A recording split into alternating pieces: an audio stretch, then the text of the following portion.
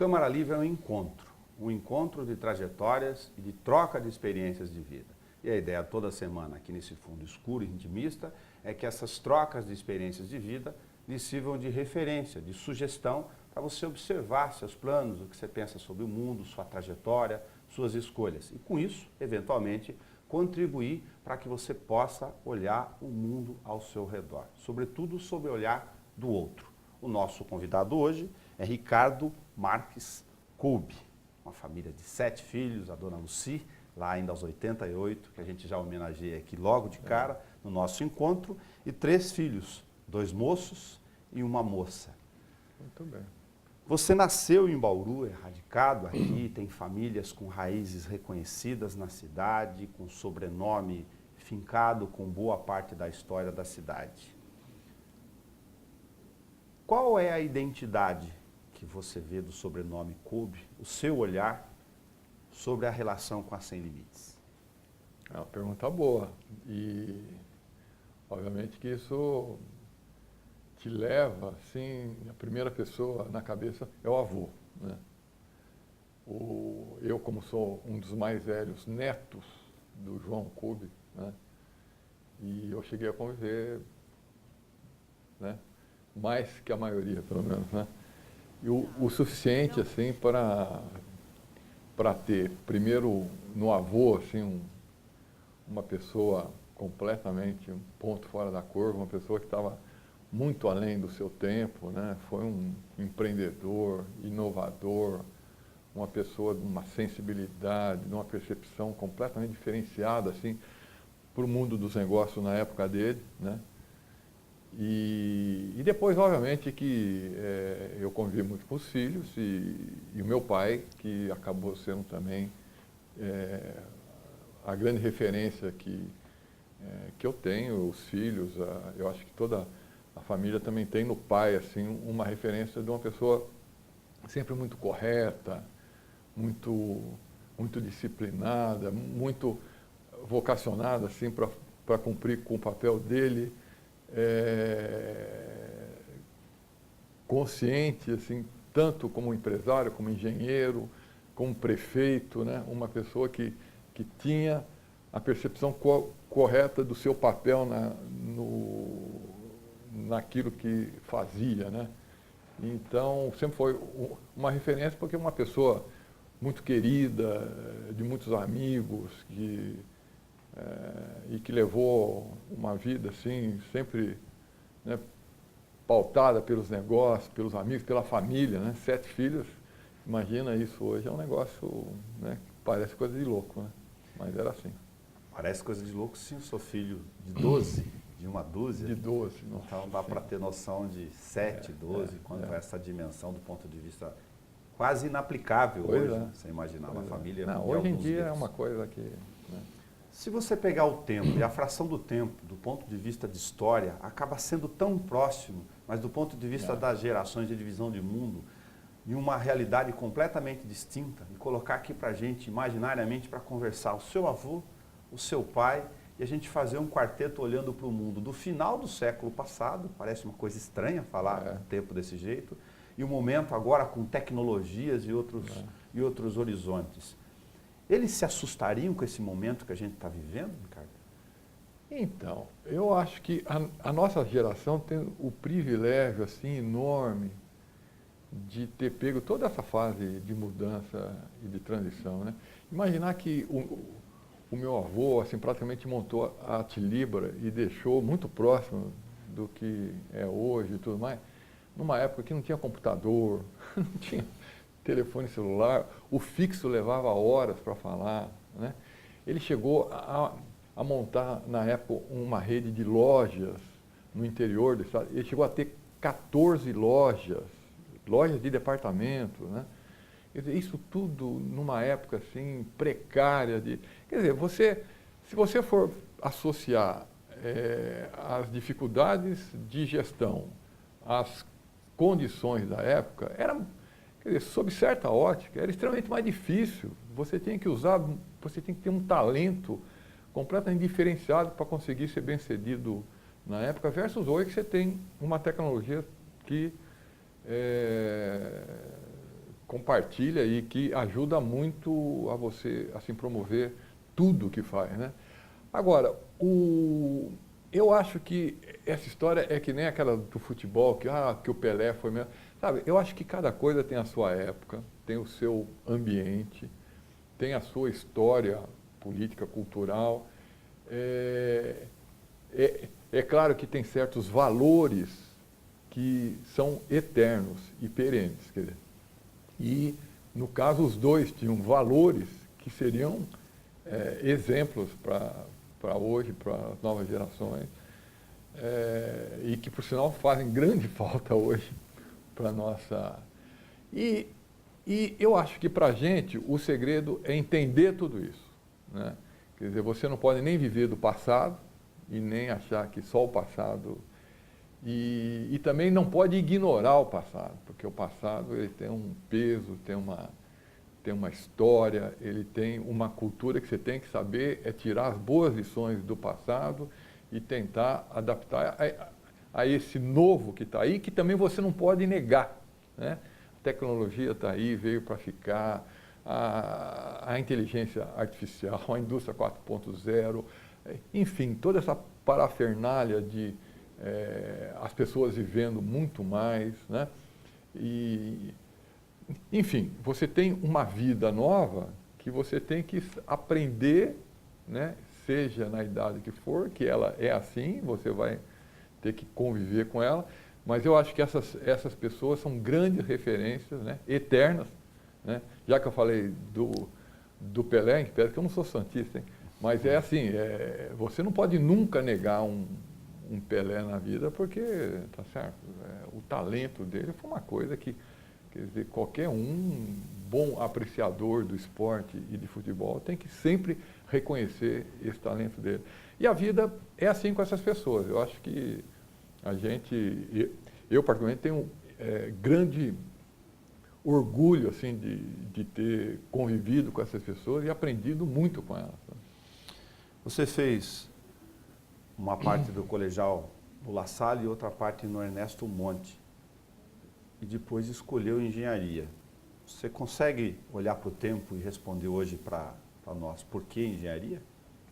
Essa é fácil até, né? Meu pai era engenheiro civil, né? Meu pai foi maquinzista, na época que o Mackenzie era o máximo do máximo, né? Então, meu pai ele tinha um orgulho da profissão dele, tanto que mesmo com a história empresarial da família, o meu pai nunca deixou a engenharia, ele sempre exerceu paralelamente a engenharia, né? Então, é claro que, e eu, como filho mais velho, acompanhei o movimento em Bauru, do Lions Club, essa coisa toda, para que Bauru tivesse uma faculdade de engenharia, exatamente para os filhos de Bauru e região, que eles tinham essa visão sistêmica regional já naquela época, que a gente pudesse ter uma opção aqui, porque engenharia na época era o máximo junto com a medicina, né? E que eles pudessem, que os bauruenses pudessem ter uma opção na época de uma escola de engenharia aqui e não ter que sair para São Paulo ou outro lugar. Então, o meu pai era um dos cabeças desse movimento, foi o presidente da Fundação Educacional de Bauru, né? E obviamente que eu não podia ser outra coisa que não fosse engenheiro, mas eu gostei muito de engenharia, também gosto muito, aprecio a importância e só não exerço, mas quem sabe eu ainda vou voltar a exercer. Falando um pouco com os jovens, se lhe fez sentido, se foi fundamental ou não para a sua trajetória e os passos seguintes da maturidade, inclusive do ponto de vista de visão de mundo para o mercado de trabalho, você ter morado 1 ano em São Paulo e quase 2 anos no Colorado, nos Estados Unidos. Foi. Olha, na época isso que eu fiz era uma coisa ainda meio pioneira, não era comum. No tempo, né? Você vê que era muito mais difícil. E, quer dizer, se eu te contar como é que era ter que viver lá, né? Você não tinha cartão de crédito, não tinha conta em banco, era um negócio, o telefone não falava, quer dizer, você falar isso para um jovem hoje, ele acha que você está, né? Mas isso eu vivi, tá certo? E isso, na minha cabeça, foi ontem, né? Então, na época, essa experiência que eu tive com os Estados Unidos foi um negócio fantástico para mim, né? Quer dizer, o que não dá para contar assim muito aqui porque fica parecendo conversa né? Mas eu sobressaí lá e acabei tendo muito destaque na escola e tal por causa do futebol. É claro que na época o americano querendo desenvolver, já tinha o Cosmo, né? O Pelé já tinha passado Vou por fazer lá. um recorte, desculpa. Para quem não sabe, o Ricardo jogou muito bem futebol, poder acompanhar isso na história da várzea do clube. Imagina isso naquele período, naquele tempo ainda dos americanos que são cintura dura até hoje. Pois é, mas foi uma época que, coincidentemente, entrou na escola assim, um grupo, né, de estrangeiros, claro. E nós formamos um time de futebol lá e ganhamos tudo, né, durante 2 anos. Então, eu fui capa de jornal da escola. Quer dizer, você fala essas coisas, parece, né? Eu dava autógrafo para crianças assim, que formava fila, né? Tirava foto. Os pais queriam que eu ensinasse os filhos a jogar futebol. Era um negócio assim que, você contar isso, parece coisa, mas foi fantástico. É uma experiência que eu carrego e tenho assim, muito orgulho, né, de ter achado esse espaço num país que, né, que você era mais um ali, somando com todos, né? E foi uma experiência de vida muito rica. A indústria em Bauru, das cidades de porte médio, se você olhar a participação dela em relação a comércios e serviços, embora inegavelmente tenha uma significância no papel, demonstrada na nossa própria história da questão de centro comercial regional, ela não apresenta indicadores de grande capacidade de transformação, comparado a outras cidades que conseguiram outros espaços. Isso faz uma diferença gigantesca, por exemplo, entre vários indicadores, para a renda per capita média nossa, Sem dúvida, sem dúvida. Que é baixíssima. E aí já vou inserir em seguida um outro movimento. Por que nós não conseguimos vocações ou ampliar essa participação de indústria de grande transformação? Nelson, essa pergunta dá um case aí que, né, até eu acho que a cidade deveria se aprofundar nisso aí, né? Porque você tem que conhecer a história para tentar melhorar o presente. Eu tenho guardado uma entrevista que eu dei para o Paulo Toledo há mais de 20 anos atrás, quando eu era diretor do Ciesp pela primeira vez, e o título foi da falta de vocação, né? E eu continuo achando a mesma coisa até hoje, né? Você tem cidades, né? A gente poderia falar o nome de Piracicaba, Sorocaba, próprio Ribeirão, Campinas. Na região de Campinas tem várias que tem uma vocação para o desenvolvimento, para atrair investimento, tem todo um esforço, uma política que a gente tem que reconhecer que Bauru não teve, né? Quer dizer, eu não estou falando de agora, eu estou falando de 20 anos, certo? Ou mais, né? Quer dizer, assim, na verdade, se você for pegar, você separa Bauru do tempo Franciscato Edmundo Kobesbergen, depois começa gradativamente um marasmo e nós estamos até hoje querendo achar o caminho que nós perdemos, um momento que se tivesse sequência com o embalo que foi naquela década, né, Bauru hoje seria uma cidade extremamente mais desenvolvida, mais progressista, muito mais moderna do ponto de vista, em todos os sentidos, né? Você tem aqui potenciais que para qualquer empreendedor é perfeito. Você tem uma rede de ensino formando pessoas, desde universidades, colégios técnicos, de base de primeiro mundo, assim, né, farta, tá certo? Todas as escolas, cursos, até a medicina que faltava agora vai ter, né? Você tem o fator logístico. Geograficamente, Bauru é um ponto muito bom, né? Você sai daqui para... Tá certo? Você tinha e tem, né, energia, porque você tem a União de Itaipu, você tem cortando a gente aqui. A hidrovia ao lado, você teve a história com o trem, perdeu, mas não é difícil resgatar rodovias. Enfim, você tem todo um ambiente para ser muito mais desenvolvido. Agora, Bauru, até a gente poderia enumerar um monte de nomes, mas eu não vou fazer isso, né? Mas você simplesmente não teve lideranças que entendiam isso assim e que fizeram aposta de aproveitar isso para o desenvolvimento. Então, Bauru ficou para trás, sim, né? A gente tem que reconhecer isso.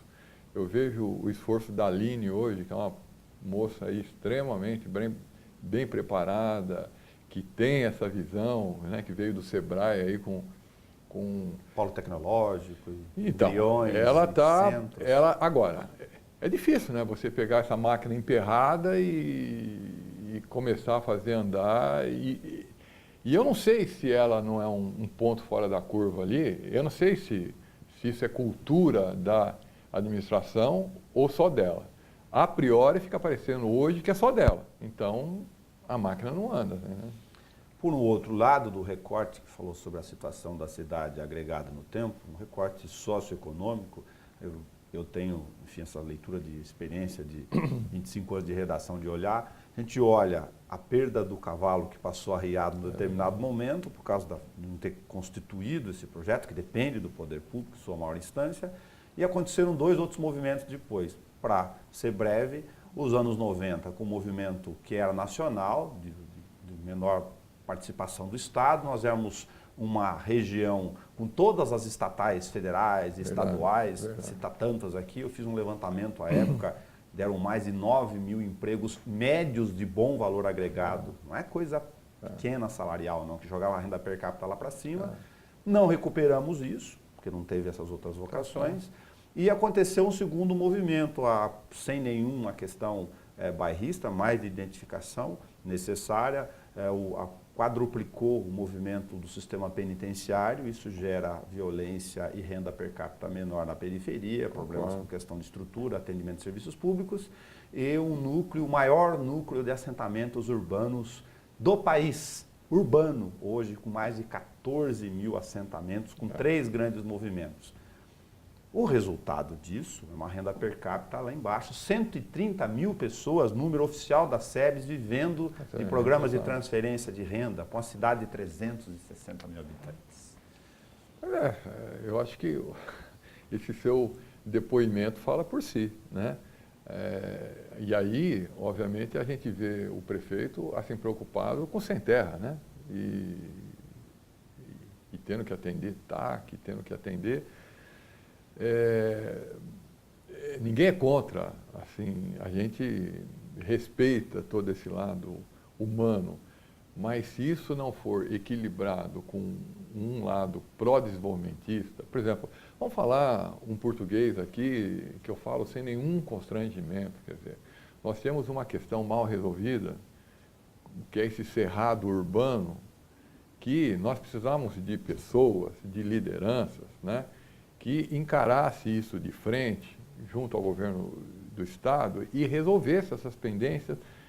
É claro que nós temos até uma causa própria aí, mas nós somos um dos vários envolvidos nessa questão de cerrado, e que o poder público faz de conta que não é com ele. Quer dizer, então ficam essas situações que vai desde o Vale do Igapó, Tangarás, um monte de bairros assim, com um monte de terrenos assim que pode, que não pode, nos distritos industriais. Enfim, se minimamente a gente resolvesse coisas desse tipo que que tem aí assim, mais de 10 anos que está esse impasse jurídico, o que pode e não pode. São coisas desse tipo que fariam com que a cidade fosse assumindo um papel assim pró-desenvolvimento, pró-investimento, atração de novos negócios, compatível com esse potencial que nós temos. Quer dizer, então, eu acho que isso passa pelo poder público, que obviamente tem um papel importante aí, e passa, obviamente, pela comunidade também, pelas entidades de classe, tudo, que precisam ficar em cima, atuando, cobrando e participando. Para quem não sabe, você tem uma vida profissional, empresarial ligada à indústria gráfica com bastante experiência. Aí eu vou conversar com o leigo para você, como disse na abertura do Câmara Livre, nos trazer essa informação. Há ainda na cabeça de muitas pessoas a ideia de que papel, papelão e indústria gráfica está ligada à derrubada de floresta. Tá. E o Brasil tem um modelo separado, gostaria que você falasse dele. O Brasil é um exemplo para o mundo e é um dos líderes na fabricação de celulose, né? A tecnologia do eucalipto, apesar dele ter vindo da Austrália, mas a tecnologia que se usa no Brasil faz com que nós tenhamos a celulose mais competitiva em nível mundial. No Brasil, há décadas, que eu me lembre, há pelo menos 2 ou 3 décadas, todo eucalipto que gera a celulose e, consequentemente, o papel, vem de florestas plantadas. Então, o Brasil, nessa área, é um dos maiores exportadores, né, tanto de celulose quanto de papel. É um exemplo para o mundo, exatamente, porque aqui, rigorosamente, você tem um controle, né, extremamente bem feito, onde toda a floresta é plantada, de tal forma que o setor papel e celulose é um setor que dá grande contribuição para o meio ambiente no Brasil. É a agricultura de árvore mesmo? De árvore. Um ambiente muito o Brasil tem uma tecnologia aí de ponta, né, onde os laboratórios, né, dessas empresas de ponta aí, eles têm um total controle sobre desde a semente lá, toda a plantação, de tal forma que a gente tem o produto mais competitivo em termos mundiais, né? O Brasil caminha para ser o grande exportador de celulose para o mundo, né?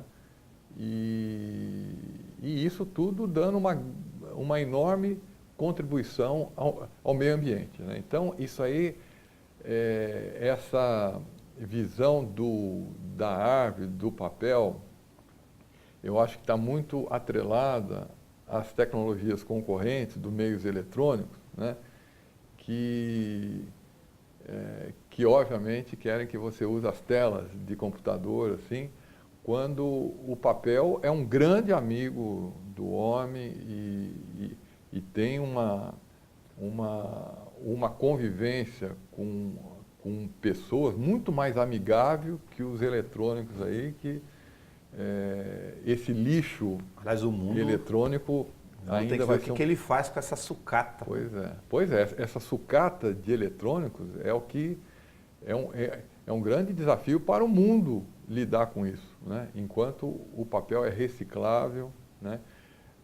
Vem de florestas plantadas, ou seja, é extremamente... Então, essa neura contra o papel é um erro político assim, tremendo de entendimento de causa e efeito. É isso, né? Um outro dado para informação é se a gente tem autossuficiência do ponto de vista de área plantada com a demanda, uma preocupação que tem em outros setores como a cana, mal comparando aqui, com a soja, que é a agricultura de longas extensões, se na área plantada de floresta para a celulose no Brasil, se isso está tranquilo do ponto de vista de demanda e exportação. Olha, essas empresas que são brasileiras, né? Importante que se diga isso, elas têm área própria, a maioria delas, tem uma tecnologia que eles dominam e o Brasil se prepara, sim, para ser o grande exportador, né? Então, a tendência que eu vejo é desses empreendimentos aumentarem, né? O que não significa nenhum problema para o conjunto, quer dizer, essa é uma das virtudes do Brasil, né? O Brasil tem um tamanho físico que tem nenhum problema, quer dizer, se você for pegar no passado, você tinha muito mais eucalipto no estado de São Paulo, veio a cana, o eucalipto se mudou para o Mato Grosso e você, né, é um movimento assim que não causa nenhum impacto, né? Vamos falar um pouco sobre a relação social exacerbada no dia a dia, com muitos pontos de vista extremos. O jornalista acaba sendo um ouvidor generalista das relações tecnológicas, mais daquilo que faz ressonância dentro das redações. E há uma dificuldade de entendimento, de diálogo em parte de segmentos, tanto da chamada classe A e B, com os outros segmentos. Ser bem ao mal, esquerda, direita, vermelho e azul, criou um divisionismo social que está difícil, ou parece estar difícil de se recompor nesse momento. A gente já passou por outras tantas crises.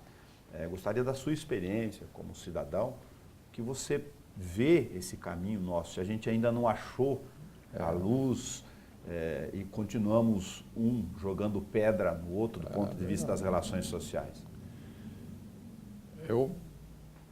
Vamos lembrar assim, é uma opinião de cidadão, né? Eu Claro. não tenho vínculo político, nem com partido, nem com...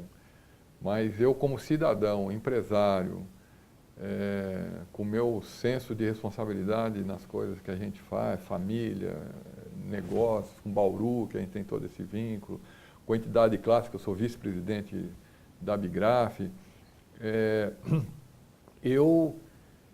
essa situação do Brasil hoje é meio inédita, quer dizer, nós, de certa forma, deixamos que a coisa esteja indo longe demais e está na hora, né, da sociedade, assim, daqueles formadores de opinião começarem a atuar no sentido de que revanchismo, coxinha e não sei o quê. Coxinha e mortadela não vai resolver o nosso problema. Quer dizer, esse entendimento de direita e esquerda, na sua essência pela histórica da política, tá? Isso o nosso povo, do modo geral, não tem, quer dizer, eu prefiro identificar assim, muito mais como ideologicamente os papéis aí de partidos, essa coisa toda. Quer dizer, o Brasil teve uma experiência com partido de esquerda, né?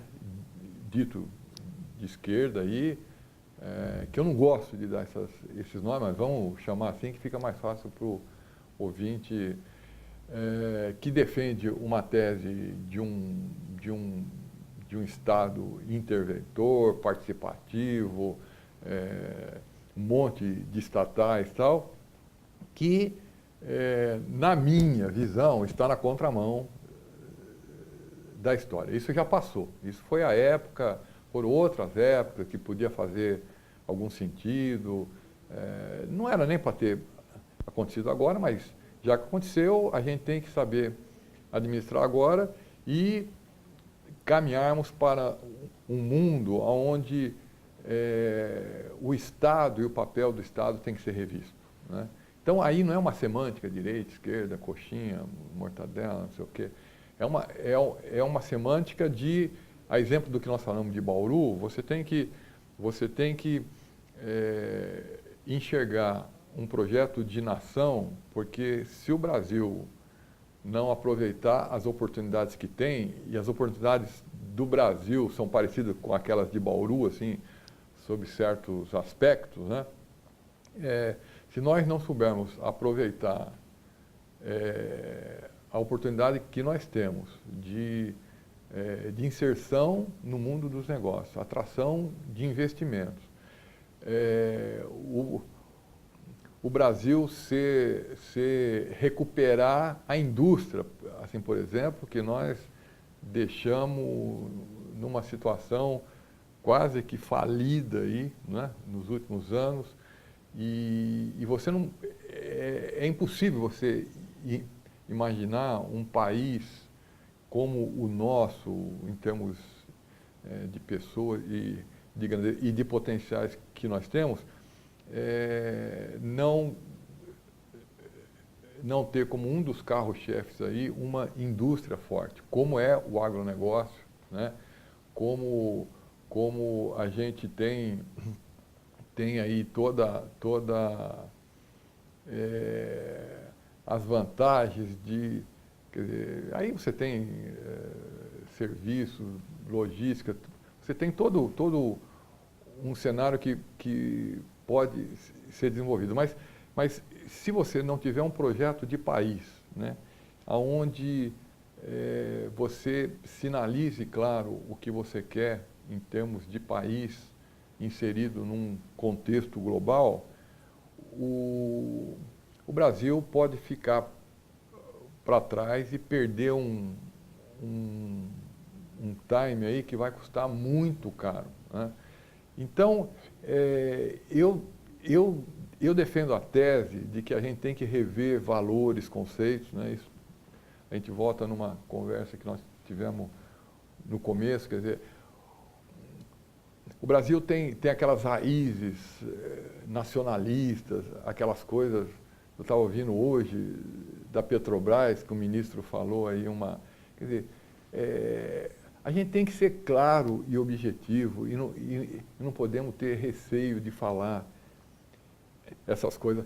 A Petrobras já teve um papel, ela teve uma importância histórica e tal.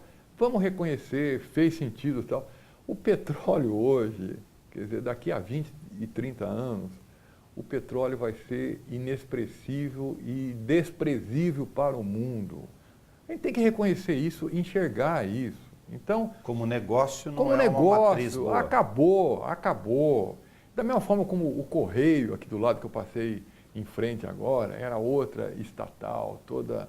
Quer dizer, escuta, o mundo tem uma dinâmica que nós temos que ficar revendo conceitos, valores, papéis, o tempo todo. Quer dizer, essas reformas que nós estamos falando agora, que parece assim o fim do mundo, reforma trabalhista e previdenciária. Gente, nós estamos atrasados para burro, tá certo? Nós estamos para trás, quer dizer, todo mundo já está... A França, com todo o seu berço cultural aí, está enfrentando, já enfrentou. Itália modernizou, todo mundo. A Espanha se recuperou com reformas, e a gente fica aqui discutindo o sexo dos anjos, quer dizer, é uma coisa assim, impressionante a dificuldade que nós temos para admitir que nós temos que nos modernizar e nos preparar para as coisas que são inerentes do ser humano, do mundo de hoje, quer dizer, dos verdadeiros papéis e valores que tem. Então, ficar valorizando hoje uma Petrobras como se fosse a coisa mais importante nossa é um erro estratégico brutal, tá certo? Então, ou seja, como o setor público nosso é uma coisa absurda, o judiciário precisa rever valores, tamanho, enfim... Conceitos, tem tanta coisa para a gente fazer. E eu acho que essa que é a discussão que nós temos que, quer dizer, que país que nós queremos, que Estado que nós queremos, né? Esse Estado gigante como nós temos, de uma carga tributária de 36%, é incompatível, é irreal, né? Quer dizer, isso tira de empresas e cidadão o dinheiro que vai propiciar o verdadeiro desenvolvimento, né? Então, não é o Estado que tem que ser grande, a iniciativa privada que tem que ser forte, as pessoas que têm que ter, as cidades têm que ser mais fortes. Eu reconheço isso. O dinheiro era para estar muito mais nas cidades do que em Brasília, tá certo? Porque é aqui que tem os problemas para serem administrados, né? Então, você tem que rever todo... então, essa que é a discussão correta, né? O Brasil precisa assim, caminhar, porque quando você entra nessa ideologia, nós somos, sabe, o que está acontecendo hoje com essa ideologia de direita, esquerda, até em nível de religião, né? Quer dizer, o Brasil nunca teve esse tipo de conversa, hoje tem, né? Quer dizer, a nossa índole não é de radicalismo, sabe? Eu acho que isso é uma coisa que nós temos que abraçar como valor e cultura nossa. O brasileiro não é quer dizer, coisa que o americano vira e mexe dessas derrapadas que nós vimos agora, em Las Vegas, quer dizer, isso não é padrão brasileiro, né? Você não tem aqui esse tipo de coisa. Em compensação, tem coisa pior aí na segurança dos presídios, essa coisa toda, né?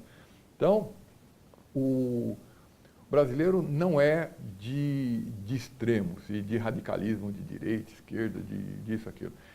O que a gente precisa é discutir o modelo de país que nós temos que avançar, onde começa com a educação, né, que é a base de tudo, né, passa por saúde, que é e aí passa por modernização de um Estado que tem que ser muito mais leve, tá certo? Muito menos intervencionista, né?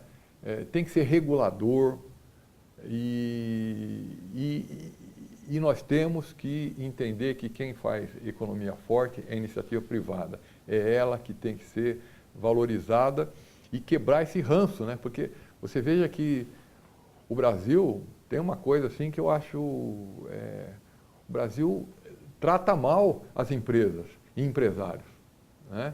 Você tem isso nos últimos anos aumentou, né? Empresário, em que pese que tem novela, essas coisas que ajudam nisso, né? Eu não assisto, eu só leio as coisas, mas empresário é sinônimo de aproveitador, de bandido, de não sei o quê. Para, gente, isso é uma inversão de valores completa, né? Quer dizer, o empreendedor, o investidor, ele deveria ser muito mais reconhecido como, pô, esse é o perfil que nós queremos, né? Agora, o prefeito está muito mais preocupado com sem terra, tá certo? Aí fica difícil, tá certo? Quer dizer, esse jogo não vai dar numa soma de progresso lá na frente, tá certo? Então, é isso aí. Ricardo Marques Cubo, obrigado por contribuir conosco nessa missão pública, então, que o seja, de fazer aqui dentro do tamanho da nossa participação, no nosso horizonte, no nosso mundo, de trocar abertamente essas experiências, ideias e conteúdos, como eu disse no início, que sirva de reflexão, no mínimo, para um mundo melhor. Se tiver alguma questão... Não, eu que agradeço, Nelson. Foi uma satisfação enorme, né? A gente assim, conversou aqui como se conversa em outros ambientes, mas eu que fico extremamente agradecido, foi uma oportunidade aí assim, muito boa, gostei muito e espero que os nossos espectadores aí também tirem dessa conversa alguma coisa e eu me coloco aí, fico à sua disposição, qualquer outro convite vai ser uma honra. Muito obrigado, esse é o Câmara Livre de número 696, registrando recortes de vida toda semana com você nesse mesmo horário. Para você que acompanhou só um pedaço, eventualmente, ele está também disponível na plataforma da internet, na página da TV Câmara no YouTube. Só digitar em vídeo, você vai ver o fundo escuro, esse que a gente está aqui gravando, o nome do Ricardo, nosso convidado hoje, e todos os outros programas que são semanais, sempre nesse mesmo horário, pela TV ou pela rádio. Até o nosso próximo encontro.